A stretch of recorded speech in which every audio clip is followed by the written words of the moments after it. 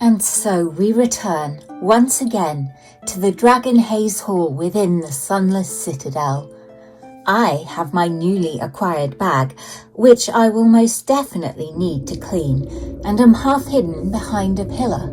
Behind me, even more hidden thanks to his wood elf trait, Mask of the Wild, is Tethlis, wearing ill-fitting boots, his underwear, and wielding the broadsword which was formerly held by Dern the Dominator. Korac stands near the far entrance to the cathedral room where Dern met his end.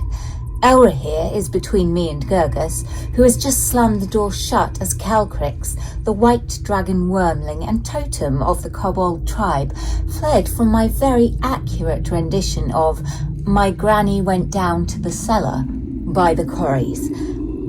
Urki is still with us, and Meepo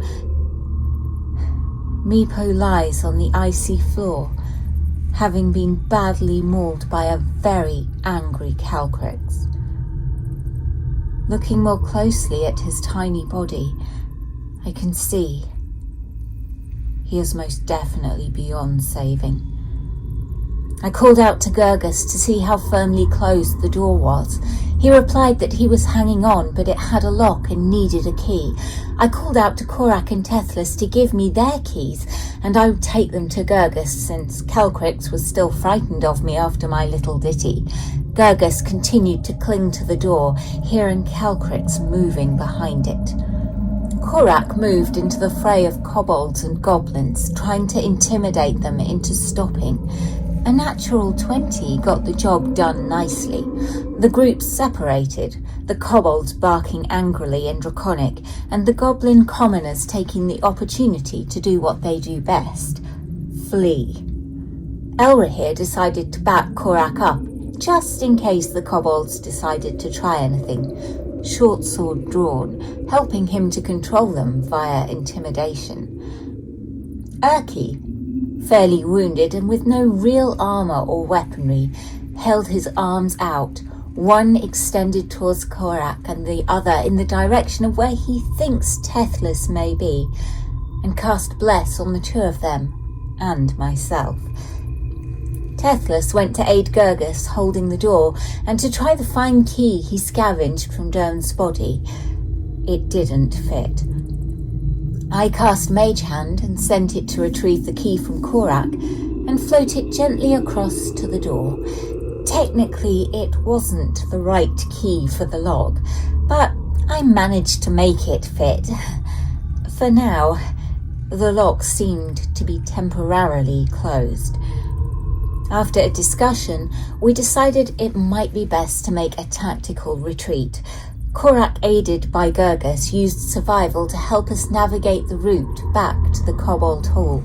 Urki, able to speak Draconic, was the only one of us now able to communicate with the kobolds, since Meepo was no longer of this world.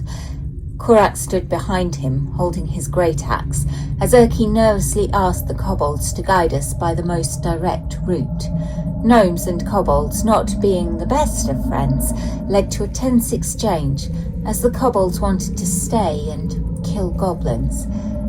I scooped up Meepo's remains and gently stuffed him into the bag of holding, following the others as we made our way back through the citadel.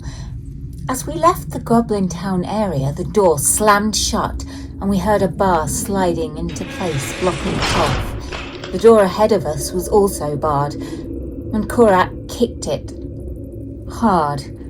He smashed through it with ease, revealing a small corridor with a wooden door at the opposite end, presumably leading to the Kobold Hall. Elrohir peered in, noting that some of the flagstones looked as though they were loose. Whilst the others were working on trying to figure out a way through and maybe see whether or not the room was trapped, I cast the message cantrip to Usadrill, telling her we were behind the door. We had Meepo, had found Calcrix, and needed to talk. A natural 20 plus my proficiency in persuasion as a bard convinced her with ease to send her guards to open the door and guide us through. A pit trap was pointed out to us. Korac and I were both eager to go first, but in the end it was I who made my way through. prancing along the narrow catwalk with ease, the dice clearly in my favour as I rolled another natural 20. Elrohir came next, a misstep causing some flagstones to crumble beneath his feet. He was able to catch himself, avoiding falling into the pit, but was hanging on to the edge, then pulled up by his friend Korac. After that, the rest of the group were able to safely make it across. Time to face Usadrill and explain that the situation was not quite as good as she seemed to think. Elrohir decided to take the lead on this, explaining that there was now a clear run to the dragon and the goblins were cleared out. He added we were going to make a temporary retreat to get Tethlis some clothing and to heal and regroup. He also offered any additional help the kobolds might require on our return. I stepped forward and upended the bag of holding, the remains of Meepos splattering on the floor. Usadrill, looking disdainfully at the mess, asked what had become of the former dragon keeper. I explained that he got a little too close to Calcrix when we were not there to aid him, and this is why we needed to regroup, so that we could go in and get the job done. She merely remarked that at least he had redeemed himself in death. Korac stepped up to let Usadrill know that the goblin leader said they could have the wormling, and there was one hobgoblin left which he would kill upon our return. After all, it still had his dagger, and Korac wants his dagger back. Tethlis was too busy flexing and admiring his guns to say anything. Usadrill instructed her guards to see that we made a safe retreat. With that, we were able to make our way back to the town of Oakhurst. At the Old Boar Tavern, I offered a special performance. I would sing and play, and Tethlis would dance. Garrion was more than happy to accept this, and threw in a round of drinks as well as room and board.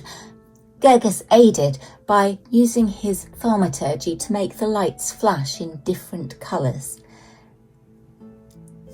We spent the night comfortably, and I took the opportunity to thoroughly clean my bag of holding. It was now a beautiful pink bag with gold accents, matching my outfit perfectly. I also cleaned up the dwarven flask I had found. It turned out to be very finely made, and was stamped with FF in dwarven runes. Luckily, Gergus, being a dwarf, was able to translate for me. There's an intricate petal design embossed on it. Though they aren't flowers, they look like petals of flame. Tethlis, being a wood elf, didn't need to sleep, but rather went into a 4-hour trance, emerging from it, feeling newly powerful.